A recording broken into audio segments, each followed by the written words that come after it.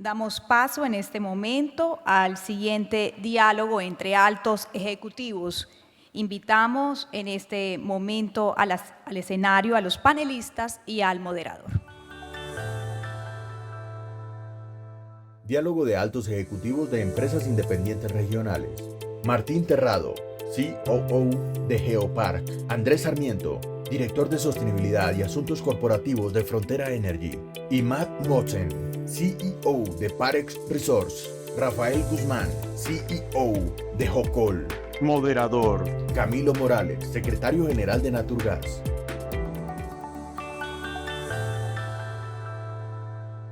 Pues bueno, esta sesión es una sesión entre amigos, socios y empresas que han confiado en la transición energética en Colombia, muchos de ellos también con intereses en América Latina, así que me complace también darles una bienvenida en esta mañana y entremos en materia. Yo quiero hacer una breve introducción a este panel. Con algo que me pareció curioso de las noticias que he leído en estos días, y es que el presidente de Etiopía acaba de sacar una política pública en la cual prohíbe la compra de vehículos impulsados con combustibles fósiles a partir del 2030.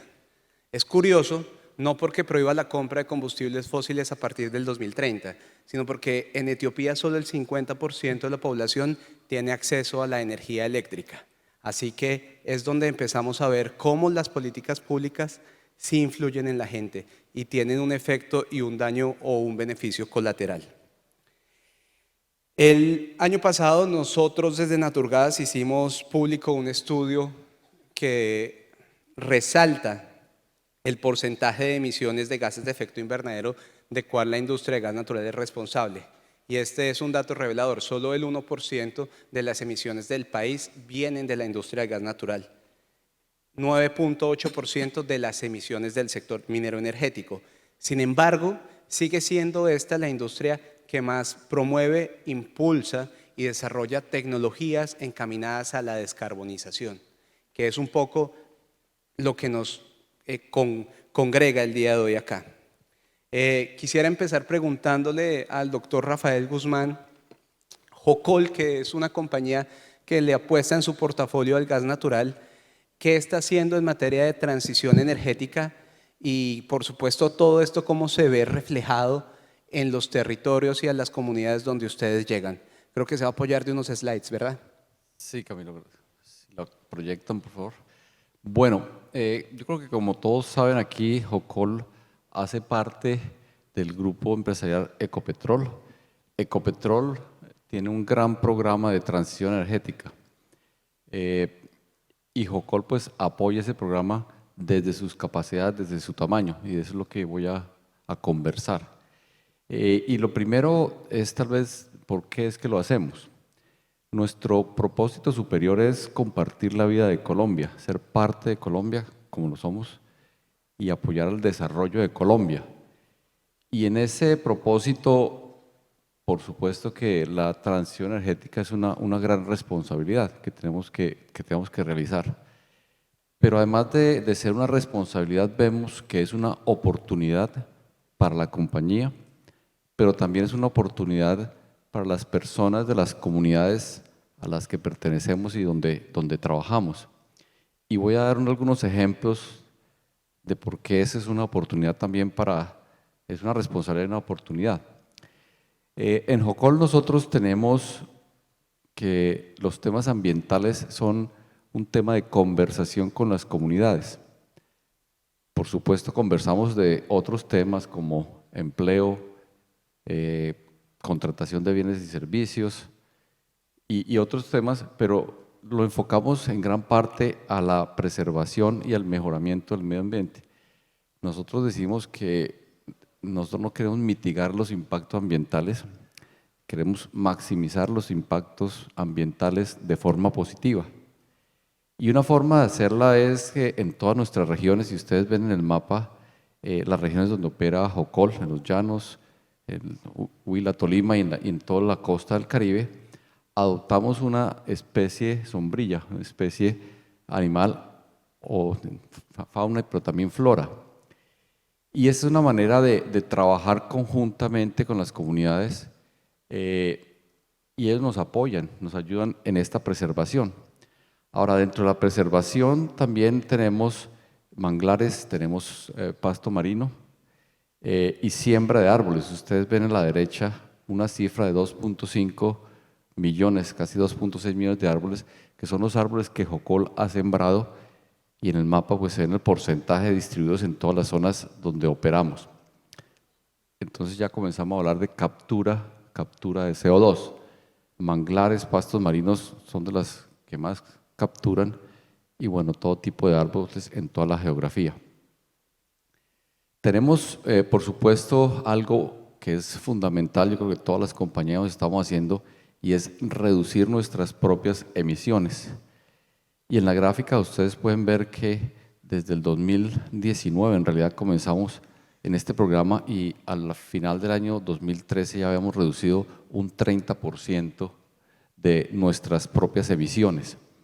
Y hay una nota al lado que dice con una mínima inversión, y en realidad ha sido en muchas partes, como lo vamos a ver, algo beneficioso: eficiencia operativa y hacer lo básico, y esto ya llegamos a un 30%.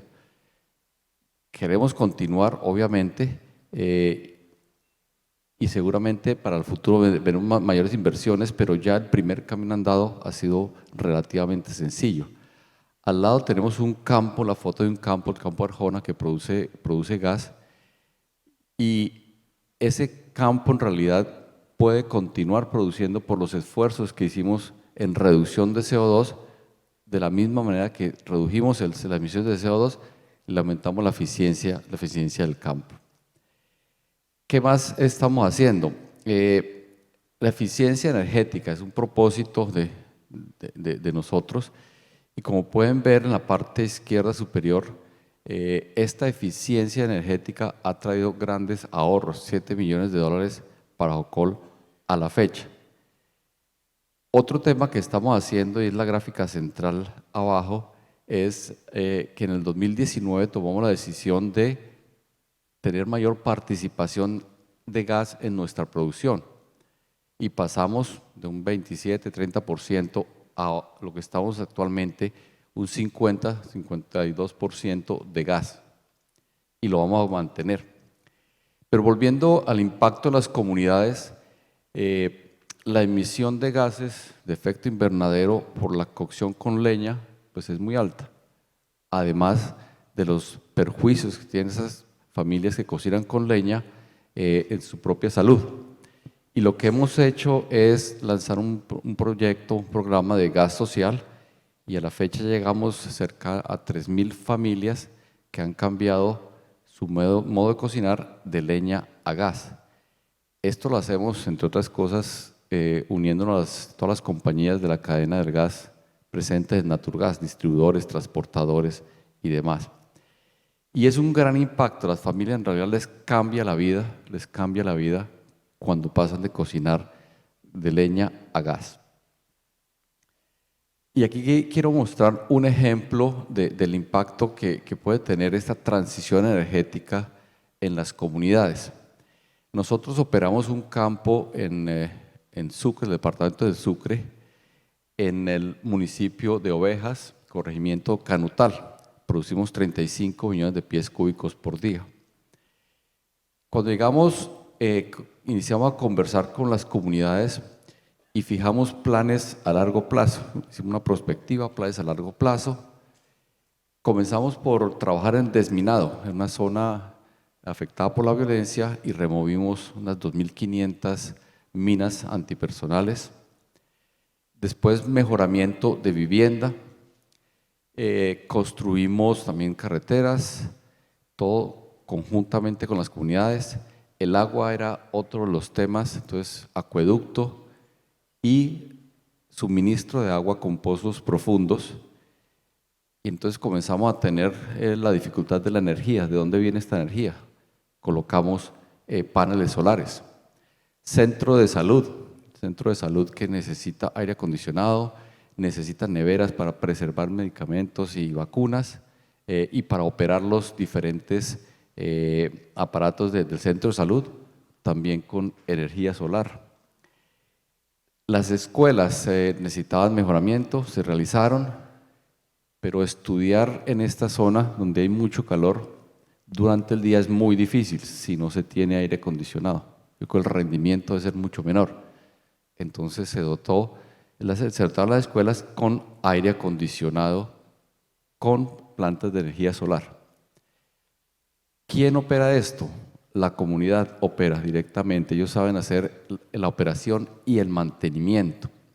Se necesita dinero para que sea sostenible en el tiempo. La comunidad creó su propia empresa de servicios públicos, gestionada por ellos, y los fondos que recolecta esta empresa de servicios públicos son las que les dan sostenibilidad. ¿Okay? Entonces pasó de ser muchos problemas a una gran oportunidad de desarrollo de la comunidad, y esto es lo que se llama pues en el mundo una comunidad energética. Y yo creo que aquí tenemos un ejemplo de una comunidad completamente gestionada por ella, autogestionada y con su propia energía. Ahora, hacemos otras cosas, ¿sí? Además de cumplir con nuestra labor de bajar nuestras emisiones, trasladar los beneficios a las comunidades, pues también estamos interesados en otras tecnologías. Y aquí hay dos ejemplos. Ahora, en todos nuestros pozos de exploración, buscando gas y petróleo, adicionamos un registro eléctrico para detectar presencia de hidrógeno natural. Es bajo costo. Dentro de la perforación del pozo, dentro de los registros es adicionar un registro más, y bueno, aquí la gráfica que vemos a la izquierda muestra que sí hemos detectado hidrógeno. Actualmente no sabemos si eso va a ser comercialmente explotable, qué tan grandes son, pero hemos iniciado pues a recopilar la información, en un futuro esperamos poderlo tener, y también estamos participando, y lo muestra la gráfica de la derecha, en una alianza que tiene Ecopetrol, Baker Hughes y la CHEC, la compañía de energía eléctrica del centro del país, en pozos profundos de geotermia. Eso es lo que estamos haciendo, Camilo.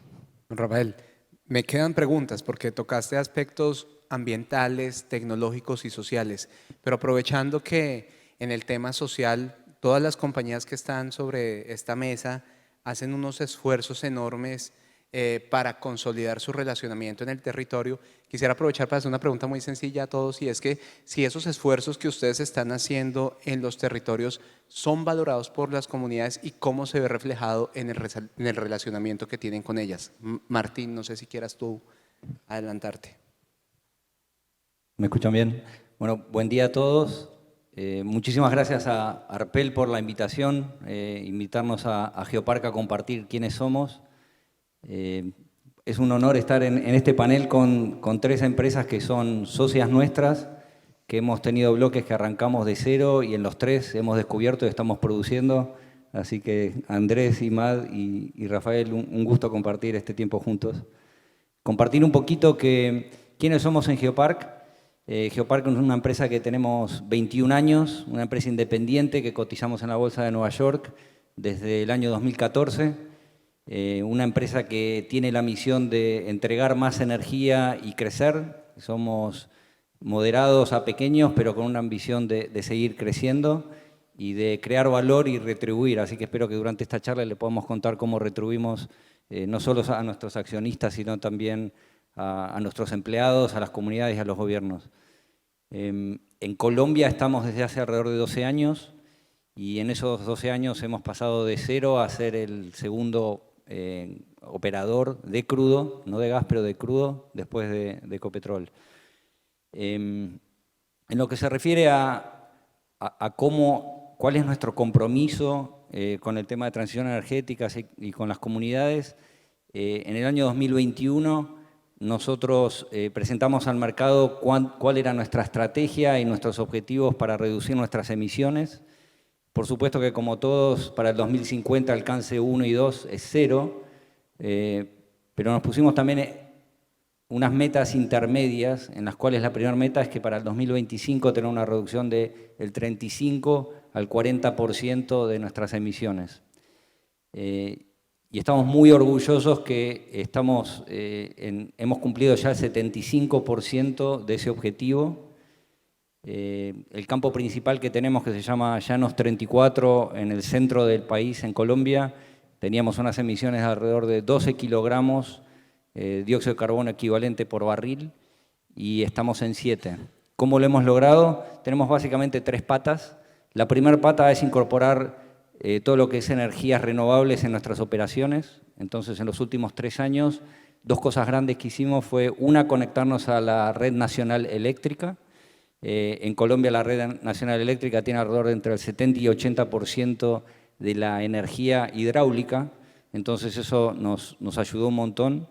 Anterior a eso estábamos usando gas, y no solamente nos ayudó en emisiones, sino también muchas de estas iniciativas de transición energética colaboran y nos ayudan a tener más eficiencia en las operaciones. Por ejemplo, las bombas electrosumergibles tienen mucha más vida ahora, que tenemos una fuente más confiable que la de generadores cuya fuente original es gas. Segunda cosa que hicimos dentro del tema de energías renovables fue probar una granja solar. Construimos una granja solar de 10 megawatts. El campo, para que tengan una idea, consume 55. Hoy en día es la energía más barata que tenemos en nuestro campo y estamos ya en el presupuesto de este año construyendo 2 granjas más de 10 megawatts.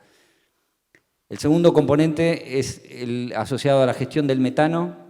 Nosotros producimos fundamentalmente petróleo, pero tenemos un poco de gas asociado y lo que decidimos fue medir y capturar ese gas. Entonces, ese gas que antes estaba venteando como metano, hoy lo capturamos, utilizamos todo lo que podemos en las calderas y lo que queda lo estamos quemando. Así que ahí todavía tenemos una misión pendiente y con muchos de ustedes que tienen tecnología e ideas nuevas, estamos buscando cómo hacer para captar ese gas y utilizarlo antes de quemarlo. O sea, ya está captado, pero básicamente generadores que sean bien versátiles para mantener generación, no importa cuál sea el volumen y la calidad. Y el tercer componente es eficiencia energética, que tal vez lo podemos barrer un poquito más adelante para no hablar tanto. Perfecto, Martina. Andrés, claramente nos gustaría escuchar de ti, Frontera, cuál es su posición frente a la transición energética en Colombia y cómo las acciones que están encaminando se articulan con los objetivos nacionales, pero también lo que tienen las comunidades como objetivos en sus territorios. Camilo, muchas gracias. Adicionalmente, Carlos, Arpel y Naturgas, muchas gracias por la invitación y por tener la oportunidad de compartir un poco más de Frontera. Antes de entrar en Frontera y un poco lo que nos han comentado de cada una de sus empresas, Rafael y Martín, un poco preguntarnos, cuando pensamos en transición, un poco en Colombia lo que ha venido pasando y en los diferentes países, ¿cuáles son esos criterios o conceptos que uno pensaría que deberían tenerse en cuenta para diseñar una política de transición?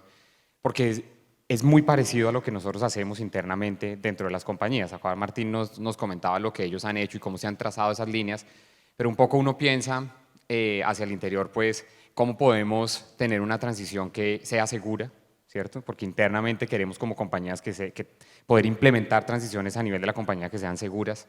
El segundo tema importante que tenemos que tener en cuenta es que operamos en un contexto y en un territorio en Colombia donde tenemos que incorporar unos temas de contexto social, de oportunidades económicas para las regiones, y creo que esos también son temas que cada uno, cuando tenemos en cuenta cómo vamos a planear nuestra transición, pues nos preguntamos el tema de, oiga, adicionalmente a una transición energética como compañías, ¿cómo ayudamos a transicionar social y económicamente a nuestro territorio?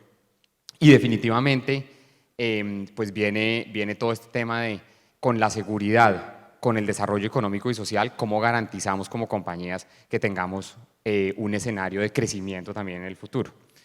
Esos son temas que seguramente a nivel de la política pública se tienen en cuenta, pero lo hacemos nosotros al interior, y me parecía importante empezar por ahí porque es una discusión donde muchas veces nos quedamos en lo abstracto de la transición energética y nos llevamos a que nosotros como compañías hemos aterrizado unos planes más concretos de cómo lo podemos hacer, y al final es a lo que queremos ir para no llenar una transición de incertidumbre al interior de las compañías. Un poco contarles qué hemos venido haciendo desde Frontera Energy. Lo primero es un compromiso total con los temas ambientales, sociales y además cómo lo hacemos ambiental y socialmente sostenible, pues tenemos que tener en cuenta todo el tema de gobierno corporativo. Y un poco ahí lo que hemos logrado hacer este año, al finalizar el año pasado, pudimos iniciar la operación de nuestro primer parque solar, que está ubicado en Puerto Gaitán, en Meta. Este parque solar tiene no solamente un criterio de transición, pero tuvo un criterio en la columna vertebral de su proyecto y de su construcción, es que el 60% de las personas que ayudaron a construir este parque solar fueron mujeres. Y no fue casualidad que contratamos 60% de mujeres de la comunidad, sino que fue desde los mismos términos de referencia cuando promovimos el desarrollo de este parque, que implementamos e incorporamos la necesidad de emplear a las mujeres porque creemos en que la transición se tiene que dar de la mano de nuestra comunidad, de la mano de las personas donde estamos operando. Entonces, ese es un tema un poquito que toca los criterios que les refería yo inicialmente. Eso alrededor del parque social, del parque solar, que además hemos llamado Icotia, que en lenguaje sicuani significa rayos de sol. Y nuevamente pues llamamos un poquito y tratamos de conectarnos con la gente ahí.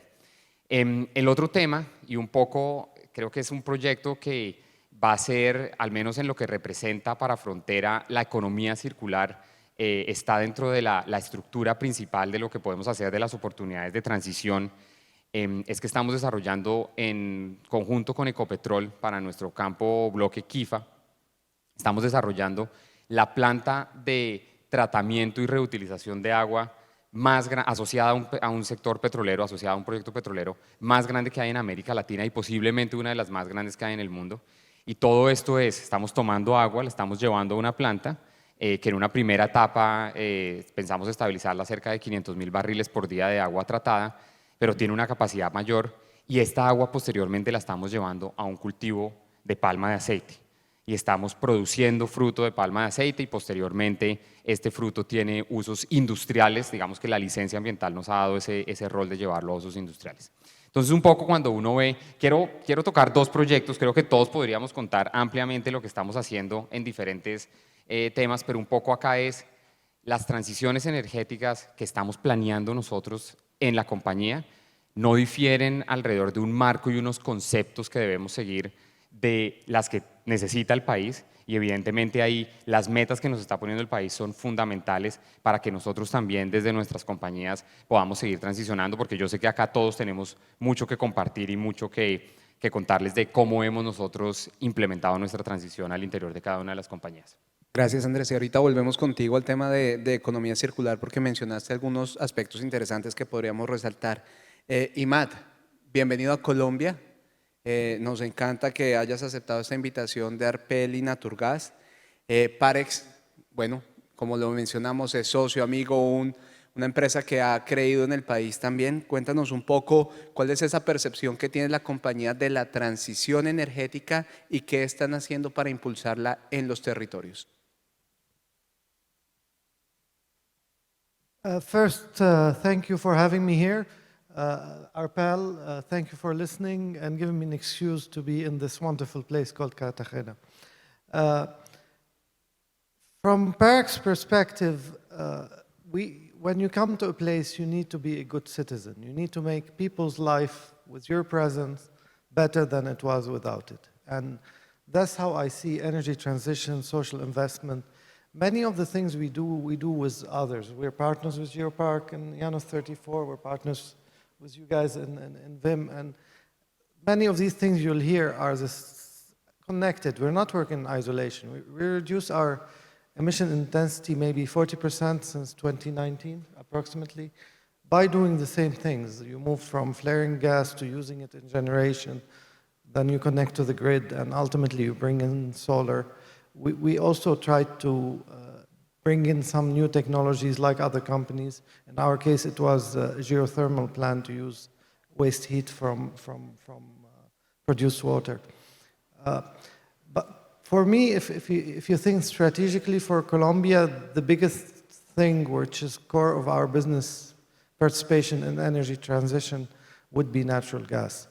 And we're mainly an oil producer, but because we believe in Colombia and its need to develop economically and socially while transitioning, we think natural gas is a huge vector in that, and we made our strategy to fit that. We were trying to work very hard with Ecopetrol so that in the future, a bigger, much bigger share of our production will be coming from natural gas. I believe in Colombia. I think this is a fantastic country with very competent civil service. It's clean. You have people, you can say whatever you want to say about different governments, different civil service, but they try to do from their perspective what's best for the country. And that just makes Colombia special. That's why as a company, we always decided to focus on Colombia, and yes, a good part of our future in Colombia will be natural gas. Gracias, Imad. Antes de volver a Rafael, que me gustaría que profundizara un poco en el concepto de las comunidades energéticas, quiero hablar de un tema con Martín que llamó mucho mi atención y es el de la eficiencia. Y es que si uno es eficiente y al mismo tiempo invierte en innovación, puede obtener resultados espectaculares a nivel corporativo y de pronto compartir esas buenas prácticas con sus socios y, ¿por qué no?, con el país mismo. Entonces, ¿crees tú que existe alguna relación entre eficiencia e innovación y cómo la aplican en Geopark? Absolutamente. En Geopark, cuando se fundó la empresa, una de las cosas que se pensaron y se discutieron con los primeros empleados eran unos principios de cómo hacer las cosas. Y dentro de esos principios, dos son hacer las cosas mejor y hacer las cosas más eficientes. Y cuando uno piensa en eso, innovación es parte del driver para poder hacer las cosas mejor y hacer las cosas más eficientes. Entonces, en Geopark, la ventaja que tenemos es que somos una empresa pequeña y ágil, entonces podemos probar rápido. No tenemos un equipo de Research and Development, entonces dependemos mucho de asociarnos de las empresas grandes, de copiar y de traerlos a nuestra casa, que son nuestras operaciones, para probar cosas. Los buckets que tenemos en innovación, el primero está asociado con actividades de operación en sí, el segundo está asociado con actividades de transición energética y de circularidad, y el tercero está asociado con todo lo que es oportunidades de innovación en subsuelo, pero me voy a enfocar en las que corresponden a transición energética y circularidad. Y hay algunos ejemplos que podemos dar.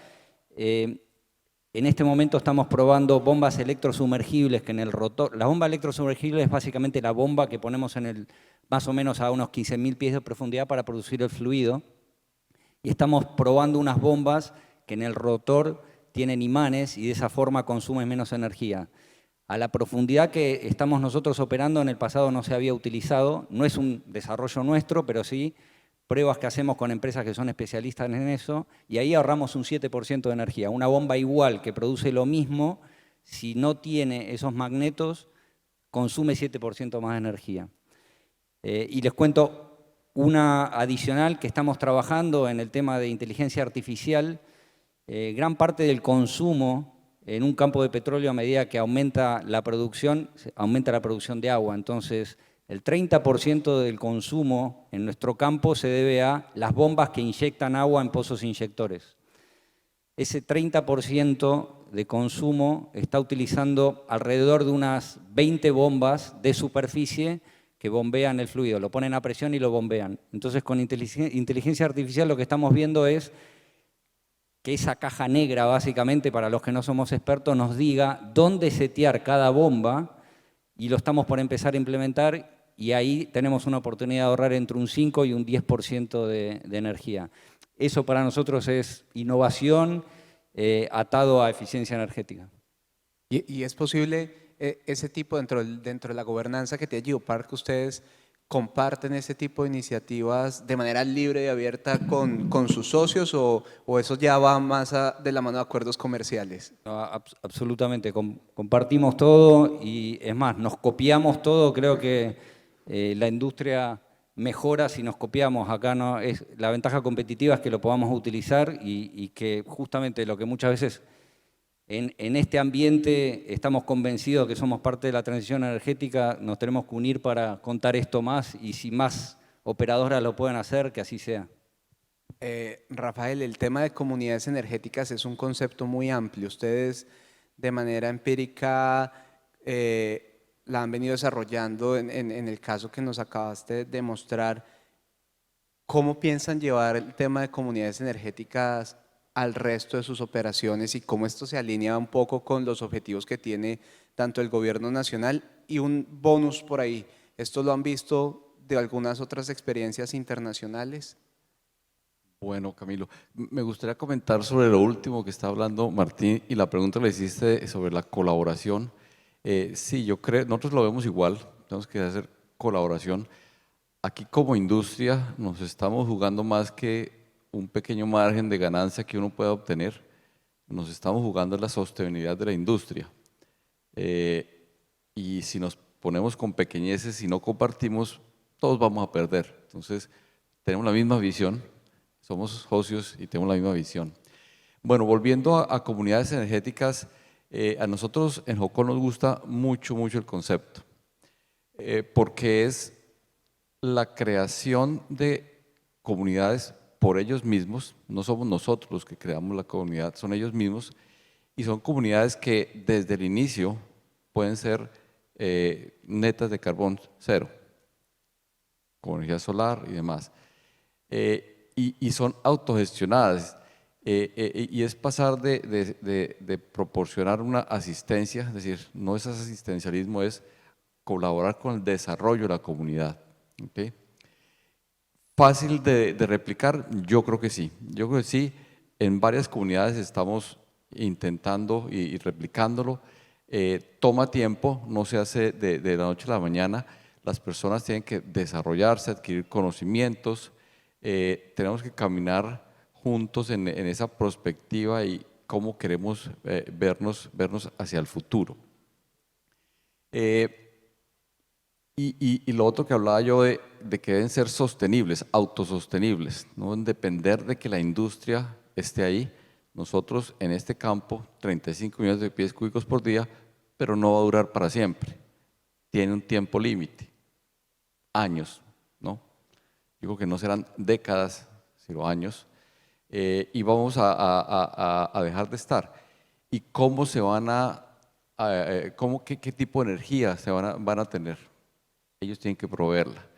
Entonces, y hay que aprovechar pues la tecnología, ya la tecnología comienza a estar mucho más disponible y estas comunidades tienen que apropiarse. Y en realidad es así, cuando yo visito el campo, ellos me explican cómo es que funciona un panel solar, cómo es que se opera, ¿sí? Cosas que nosotros en Jocol no sabemos hacer tanto como ellos las vamos a hacer. Entonces yo sí creo que es, como dije en mi presentación, una oportunidad.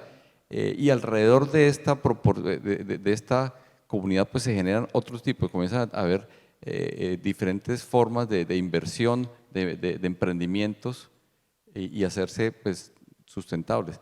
Y son comunidades que están generalmente alejadas de la posibilidad físicamente de conectarse a la distribución energética del país, ¿no? Gracias, Rafael. No, creo que tocas un tema muy interesante que incluso ayer en una intervención que hacía el ministro en La Guajira, en la Contraloría, hablaba de esa gobernanza de las comunidades y cómo se alinea un poco a los gobiernos corporativos y al gobierno nacional. Entonces, cuando uno tiene esos tres tipos de gobiernos alineados con un único propósito, de repente las cosas funcionan. Y eso me hace pensar, Andrés, que en los llanos orientales siempre ha existido una oportunidad de lujo para el desarrollo agrícola, para la reindustrialización del país, para una cadena de productos que nos van a permitir diversificar un poco la canasta exportadora como lo busca el gobierno nacional. Y mencionabas anteriormente iniciativas que tiene Frontera alrededor de la producción de palma aceite y cómo están desarrollando las comunidades alrededor de sus campos. ¿Qué nos puedes contar de cómo esta economía circular se alinea a los objetivos nacionales? Gracias, Camilo. Ahí dos temas. Primero, construir sobre lo que han dicho Martín y Rafael alrededor de asociatividad y trabajo en equipo. Y un poco la asociatividad no solamente que ocurre entre nosotros como socios y como empresas, pero también con las regiones donde operamos. Porque la manera como podemos todos tener soluciones y poder hoy estar contando lo que les hemos venido diciendo es porque somos socios de las comunidades donde operamos. Y eso es muy importante tenerlo en cuenta porque a través de entender que todos los proyectos que llevamos a cabo en la región deben ser concertados, deben ser construidos con ellos para que realmente tengan un impacto y sean aceptados, pues es que logramos llegar a acuerdos. Y el tema de trabajo en equipo, que yo creo que no es muy diferente a lo que nos decía Martín, nosotros en Frontera tenemos una oficina de transformación ágil al interior de la compañía. Y algo muy especial que ocurre es que cuando uno da unas líneas de trabajo que hemos construido con el equipo de dónde podemos tratar de traer ideas, de construir entre todos, de innovar alrededor de los procesos de la compañía, uno se empieza a dar cuenta que las personas orgánicamente empiezan a traer temas no solamente de las bombas, pero también alrededor de fronteras verdes, nosotros llamamos el programa Frontera Verde. Entonces, iniciativas de transición, iniciativas de reducción de uso de agua, iniciativas de reducción de energía que surgen y fluyen muy orgánicamente al interior de la compañía. Eso es porque hay un trabajo en equipo y es increíble cómo el ser humano, cuando se le ponen unos problemas, pues empiezan a surgir algunas soluciones, y creo que eso es de alguna manera lo que nos comentabas, Martín. Ahora bien, el tema un poco más de las regiones y cómo estamos teniendo impacto con los proyectos que tenemos. Lo primero, debe haber mucha transparencia y eso es fundamental para el relacionamiento que tenemos con la región, y es poder decir claramente hasta dónde podemos llegar nosotros como compañía, dónde podemos ser catalizadores de procesos y de proyectos, pero también trabajar para que el gobierno nacional y el gobierno local pues trabajen y estén acompañándonos y muy de la mano, acompañando a las comunidades. Porque no es simplemente tener una solución como compañía, pero cómo podemos coordinarnos con otros agentes que localmente pueden tener un impacto tan grande o mayor al nuestro, y por eso debemos participar con ellos en la mesa. ¿Qué hemos venido haciendo alrededor de esto que les comentaba de proyectos? Lo primero, temas digamos de desarrollo alrededor de la agricultura familiar. Entonces, nosotros no vamos a estar ahí muchos más de 20, 30 años, y eventualmente cuando no estemos, es importante haber construido capacidades donde las comunidades el día de mañana no dependan de nosotros. Y ahí las oportunidades que nosotros hemos visto alrededor de agricultura familiar, alrededor de diversificación empresarial y apoyar emprendimientos de personas y en la región que puedan tener sustitutos a las actividades petroleras en el tiempo, no solamente en lo que ya están haciendo, pero también en el fortalecimiento institucional. Ahí, a través de un programa que hemos llamado Frontera Pro, estamos buscando profesionalizar a los proveedores locales que hoy en día están más enfocados hacia trabajar con nosotros y ser parte de nuestra cadena de abastecimiento, cómo podemos ayudarlos a construir capacidades para que el día que no esté el sector, pues ellos puedan seguir trabajando con otros sectores, sector agrícola, sector ganadero, etc. En los llanos en particular tenemos un potencial grande alrededor de los temas agrícolas, y en ese sentido, y entrando un poquito en lo de economía circular que mencionabas antes, lo que se ha hecho es, a través de el tratamiento de esta agua, se está pudiendo llevar el agua a los cultivos de palma, ¿cierto? A través de unos compensadores, el agua después de ser tratada va a unos compensadores, después irrigamos estos cultivos, y los aumentos en productividad gracias a poder suavizar, digamos, los ciclos naturales del agua en la región son bien importantes. Y eso, ya mirándolo un poco desde la perspectiva también de transición y conectando con la pregunta del panel, ¿qué posibilidades y qué oportunidades hemos visto ahí en temas energéticos y en temas de transición? Lo primero, pues la reducción de la intensidad energética versus haber reinyectado esa agua, digamos, eso es un tema importante.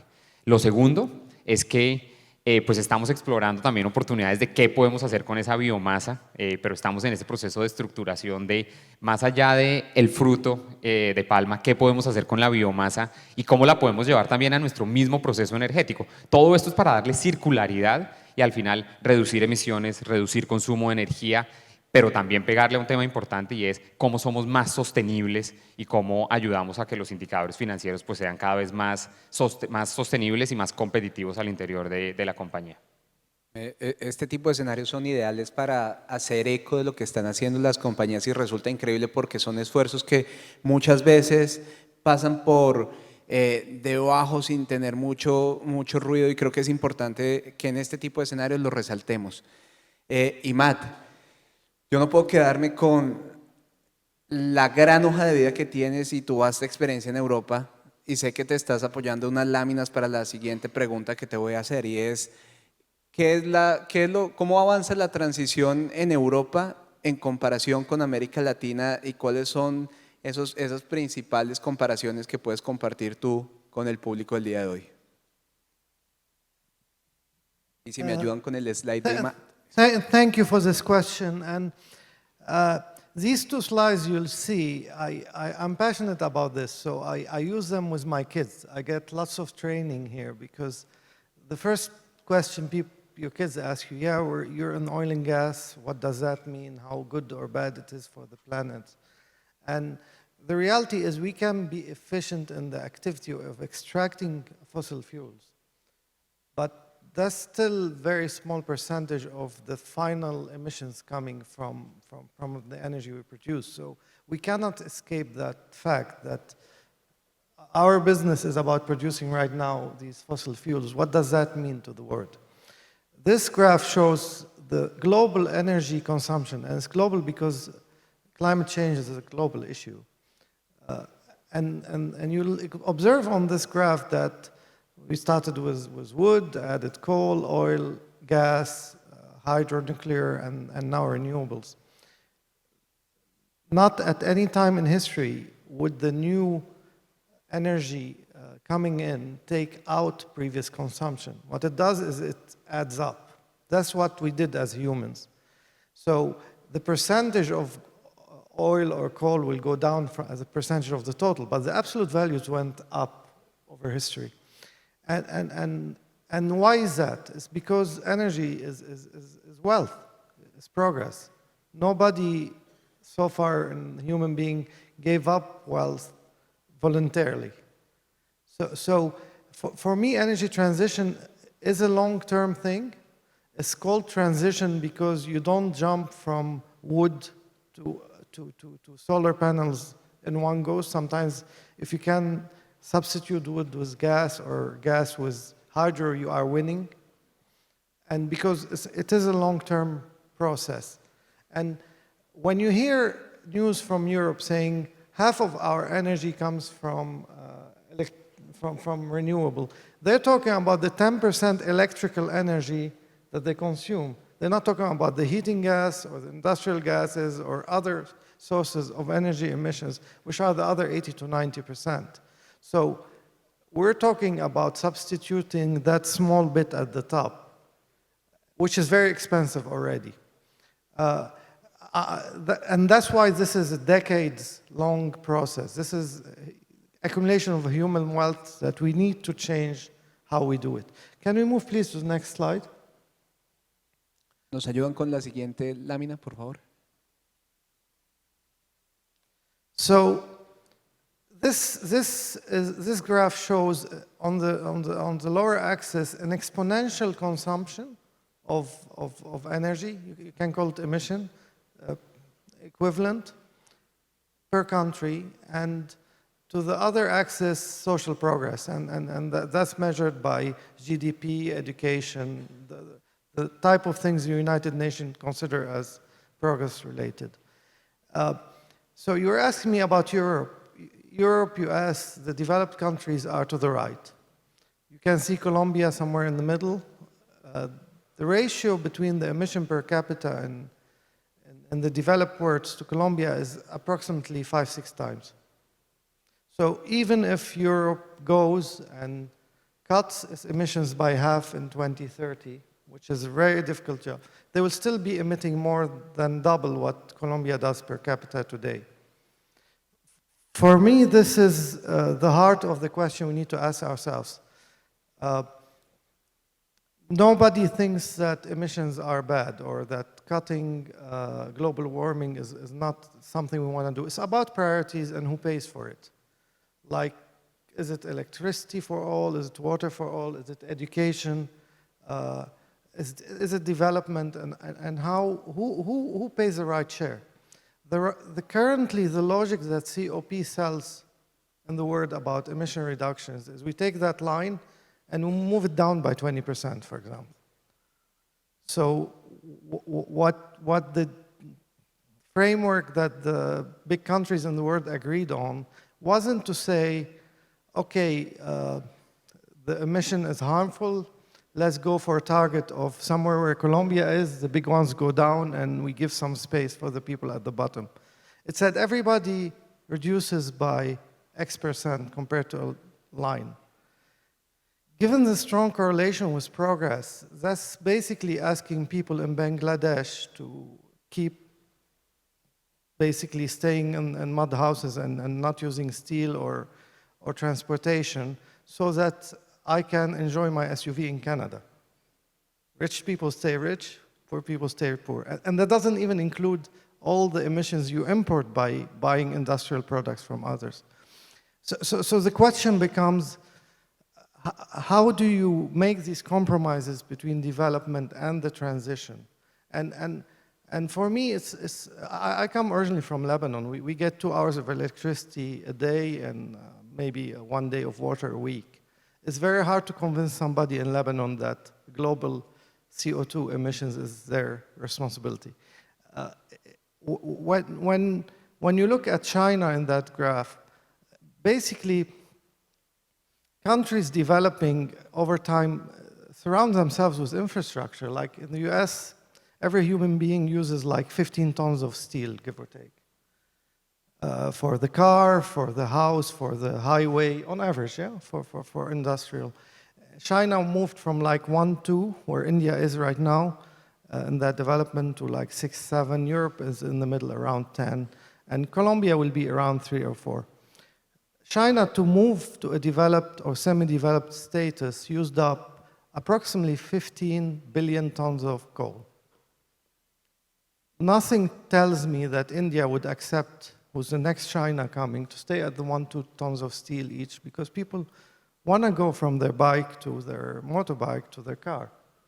They want to have air conditioning, they want to have a fridge. So to answer the question here, I would say, from my experience in Europe and in developing countries, the questions Colombia needs to ask itself is, who pays for what? What's fair? What are the compromises we want to make to get there? And I mentioned earlier in the presentation natural gas as a good step forward for transition. Colombia has huge resources in that regard. It does get you to have the cake and eat it in terms of still being one of the most efficient countries, giving your development status, and given all what you give to the world through the green forests that you have and the way of life that you have. But I would caution about just blindly accepting the logic of reducing the emissions in total from a low baseline compared to other countries that spend the last 100 years accumulating CO2 in the atmosphere to give us people living in the developed West the level of life we have. And when there was shortage of energy, I finish with that. Look at Germany. They lost some Russian gas. The next day, all the coal-fired plant went up. Nobody said, oh, no, we accept to reduce our level of living. I hope that answers your question. Definitivamente. Y recientemente el primer ministro alemán se está arrepintiendo mucho de todas las decisiones que tomaron con anterioridad acerca de su propia transición energética.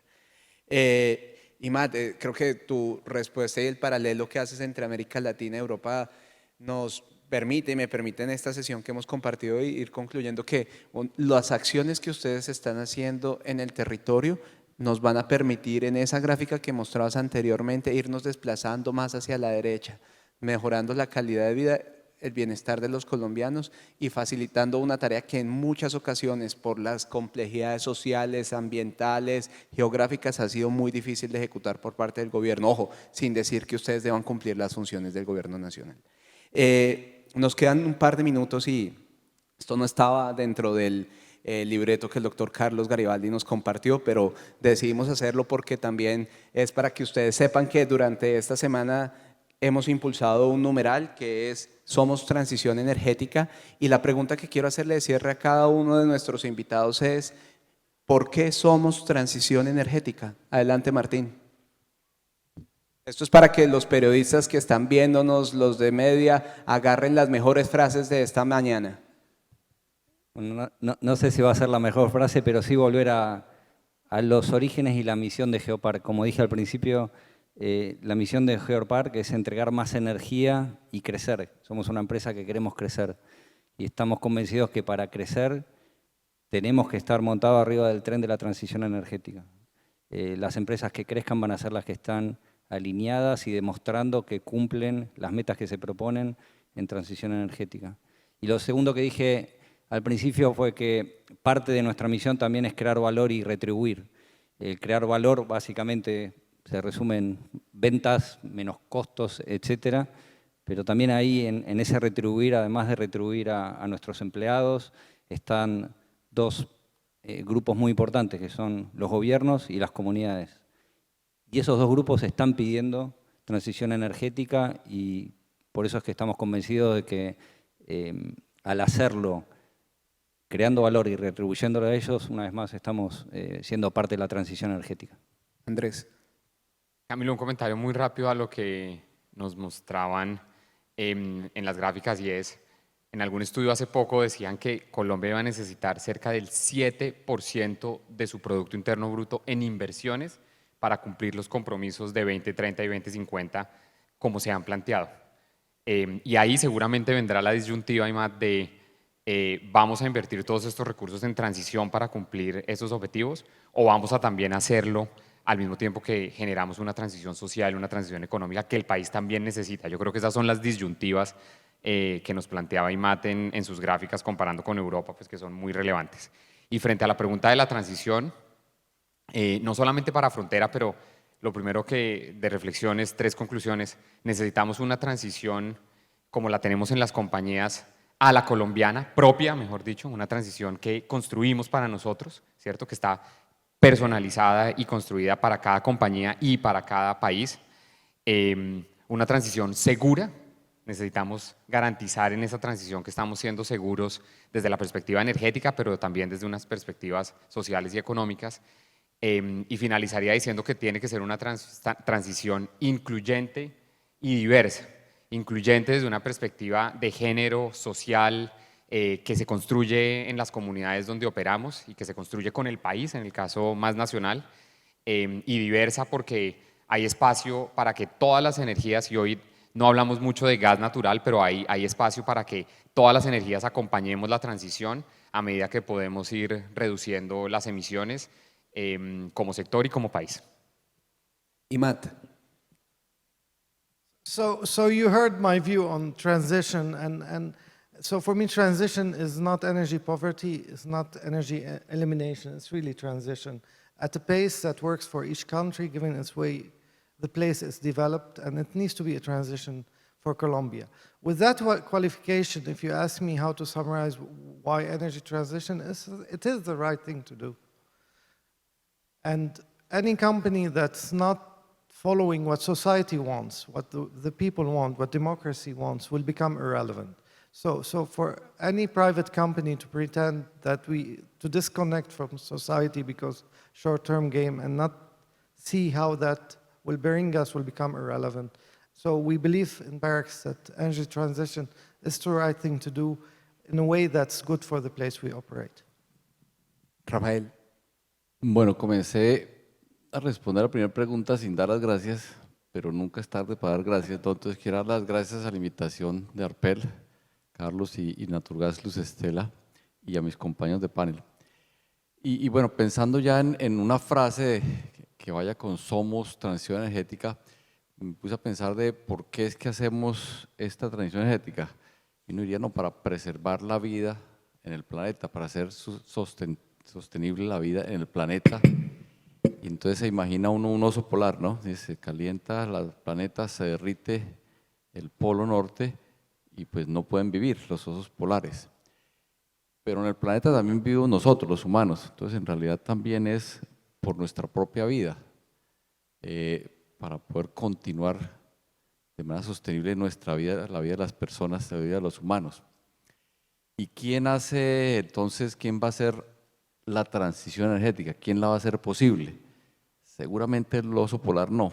El oso polar es víctima, pero no va a poder hacer algo, mientras que nosotros sí podemos hacer algo. Tenemos los conocimientos, la tecnología, inclusive el dinero, y si no lo tenemos, lo conseguimos, tanto la tecnología como el dinero. Entonces yo diría que la frase podría ser transición energética para nosotros y por nosotros. La taquillera, ¿sí la apuntaron? Cierro yo diciendo que esta mañana escuchamos en las palabras de Carlos Pascual, muy temprano para los que madrugamos, una frase de la secretaria Groham en el CERAWIC, y es acerca de la oportunidad que tenemos como humanidad de una nueva revolución energética e industrial. Y creo que escuchándolos a ustedes, lo que hacen en el territorio, a través de sus gobiernos corporativos, por el país, están materializando esa nueva revolución industrial y tienen todos los talentos para alcanzarla. Le hemos cumplido al tiempo, doctor Garibaldi, le cumplimos al almuerzo, pero no quiero que se vayan antes y darle un fuerte aplauso a estos compañeros de panel que tuvimos el día de hoy. Gracias, Camilo.